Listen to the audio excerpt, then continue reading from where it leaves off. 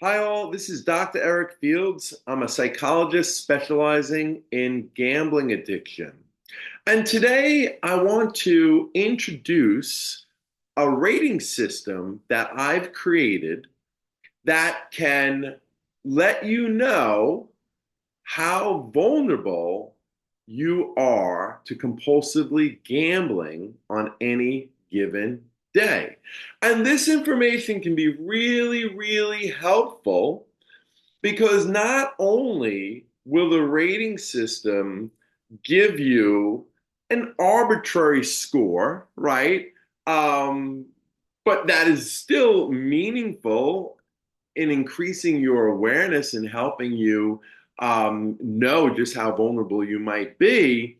But it's also equally important because it will help you decide what changes or safeguards you need to make on that day to keep you from falling prey to this addictive behavior. Okay? So, my vast experience with working with people with gambling addiction or gambling disorder has really informed me that there are five main areas that can be very vulnerable or that can make someone very vulnerable to compulsively gambling. Okay? The five areas are opportunity, stress, frequency of gambling, debt effect, and trigger effect. And I'm going to go over each one of these, okay? The score for each one of these, it goes from 1 to 5.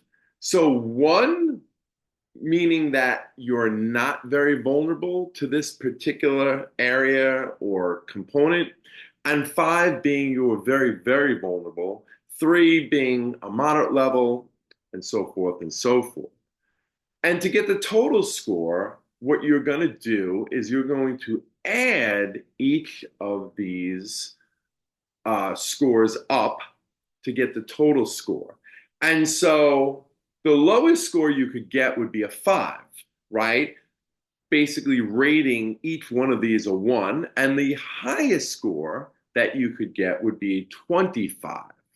Again, adding each one of these up if they were all 5s. Okay? So 5 areas and essentially 5 questions. Now, I want to put out a disclaimer here. This is not based off of any research, okay? So I don't have any real evidence of its validity, but I certainly think that as a heuristic, for lack of a better way of saying it, or just a mental exercise to do each day, that it can be really, really helpful, again, in increasing your awareness and helping you navigate through the course of that day so that you're not put in a situation where you're going to be really vulnerable and that you can kind of exert some kind of control over the potential of your urges, right? So that they're not so off the charts and high. We will not ever be able to totally control urges in the sense that we can totally prevent them from even occurring in our mind, right? But we can control to a good degree how strong they are and how long they're going to last. Okay? So here are the 5 areas again. I'm going to go over each one in more detail. Opportunity is the first one. Now, by opportunity, what we're really talking about is financial opportunity. Okay? So you would rate this as a 1 if you really didn't have any extra money or you really didn't have a good way of getting some extra money. Money was tight and there didn't seem to be any, financial funnel for that day. A 5, conversely, could be like it's a day that you get paid, right? And so the money is plentiful that day. So really think about this question in terms of how much financial opportunity do you have that day to gamble? Okay? So that would be the first one. And again, you would rate that from a scale of 1 to 5. The next one is stress. And by stress, I'm using this term in a very broad manner so that anything that feels mentally uncomfortable to you, whether it be anxiety, depression, stress related to work, your relationship, whatever is going on that day where you're feeling more mental anguish or distress, right, than typical, or you're feeling more calm and in a better place mentally. That's basically how you're going to judge your level of vulnerability for this area, right? Am I in a good place today? That's a 1. Am I feeling very uncomfortable because of some kind of mental distress, right? And if the level is very high, that would be a 5. The third one is frequency of gambling. And this one's really simple. If you have been gambling a lot this week, that means you are more vulnerable simply because you've been gambling a lot this week. Your mind is in this active addiction phase. And because of that, it's very vulnerable to compulsively gambling on any given day. Okay. So the more time away you've had from gambling behavior, then the lower the score. And the more recent the gambling behavior, and especially how often it's been, let's say over the last past week, is going to influence the score in the sense that it's going to be higher because you have more vulnerability just because you've been doing it more lately. Okay, makes sense? All right, the third one is what I call debt effect. Now, there's two things to consider with this, and we're going to try to combine the two into one, right? People are more vulnerable to compulsively gambling when they have a lot of debt. Overall lifetime debt just makes them more vulnerable on any given day, okay? And then also, debt that they've accumulated recently makes them much more vulnerable because we know that this often leads to the chasing phase, trying to get that money back, recoup the losses. So you have to look at this, right, through two lenses. You have to say, hey, have I lost a bunch of money from gambling recently? Yes, then I'm vulnerable. Do I have a lot of money that I've lost over the course of my lifetime?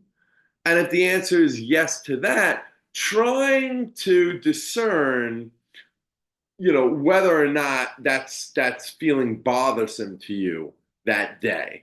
And it may not on a given day. Sometimes, people are not thinking about their lifetime losses, right? But the more you've lost over the course of your lifetime, the more likely you are to feel vulnerable on any given day. So just kind of think about the lifetime losses, think about the recent losses. Where are you with that, right, today? And then rate that from 1 to 5, 5 being like you're feeling really vulnerable about that. Like you're feeling, really compelled to try to make that money back. Okay? And then we have the fifth one, which I call the trigger effect. A trigger, we think of in terms of a noun, a person, place, a thing that is associated with gambling, right? So if you're really big into sports betting, especially on football, and it's football season, right? And it happens to be a Sunday or a Monday, you will be a lot more vulnerable, or will likely be a lot more vulnerable on that day, right? Also, if you're out and about and a buddy of yours wants you to meet him for a drink at a sports bar, that will make you more vulnerable. Drinking can make people a lot more vulnerable, right? So, am I out drinking? Well, if the answer is yes to that, I may be more vulnerable. And think of all types of triggers, right? All types of triggers. It could be a friend that gambles a lot that you're going to see that day. You could be driving past a betting place or a casino. Just think of any things that could be a trigger for you for that day that you're likely to encounter, right? And rate that from 1 to 5. Now, the overall score is definitely going to be very informative from a holistic perspective, right? So if you see that you're like around 20 or 21, you are highly, highly vulnerable. And so you're really going to want to think about some kind of emergency plan for that day. Like, what can I do to stay away from gambling? How can I limit my access to that as much as possible? Some people, if their score is that high, might have to do something drastic like leave their phone at home because this way they can't access the sports betting apps, right? And if that's not feasible, then you're going to have to think of some other drastic things that you can do to make sure you don't gamble that day.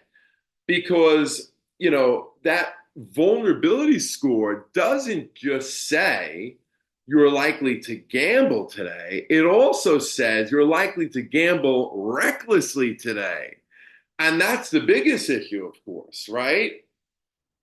So that score, that overall score, is meaningful in and by itself. But what I think is equally important is to then look at each category and see where your score is for that, right? For each category. Like, for example, if a lot of the categories are kind of low, except for financial opportunity, and that one's like a 5, you might want to think about ways to reduce your financial opportunity. Like, if it's payday, maybe take that money and put a bunch in the bank right away, a money market plus account where you can't access at night, you can only access in person, putting money into a long-term stock investment, taking that money out and giving it to a loved one to hold on to, right? So, be creative, but at the end of the day, what you ultimately want to do is reduce that vulnerability if you're looking at a category, especially that's rated a 4 or a 5. Okay? If it's about the debt effect, then you might want to do some mental exercises to really kind of put them in proper perspective. Like, okay, I lost a lot of money recently, but this is most likely going to lead to even greater losses. And how am I going to feel about that? Like, I'm down $1,000, and if I keep doing this, I could be down $5,000. And so future me is going to be much more distressed than present me. So doing some cognitive exercises, some mindset strategies so that you're not really harping on these losses, right? If you're rating the trigger effect very high, okay, well, what triggers are you going to encounter that day that have, yielded this high score? How can we avoid them? How can we reduce their effect? Okay. Frequency of gambling, you don't have a lot of control over, right? If you've already been gambling a lot, it's past behavior. You've already been gambling a lot. And now you're at a 5 just because you've been gambling so much, right? So for this one, it's, again, back to that cognitive strategy of trying to frame it appropriately. Like, okay, this is going to be tough for me right now because I've been gambling so much recently, but it's not impossible. I'm not a slave to this. I can make decisions so that I'm less likely to do this behavior. If I just sit at home staring at my phone, there's a very high likelihood I'm going to give in. So, can I get out of this environment? Can I do some positive, productive things that will get my mind off of this behavior? Okay. Stress. If you're, undergoing a lot of mental stress, again, trying to use some cognitive strategies to help yourself deal with that. And if you feel it's so difficult to cope with that mental stress, then you may want to think about spending time with people. When we're under a lot of mental stress and we're not feeling good about ourselves, being around other people, friends, family, positive people, that can have a significant impact on our mental state and thus our mental health. So I hope you find this rating system helpful. If you have some ideas for some other categories I may have missed, please let me know. This is Dr. Eric Fields once again, and I will have more to talk about on the subject of gambling addiction at a later date. Happy Veterans Day. Take care, everyone.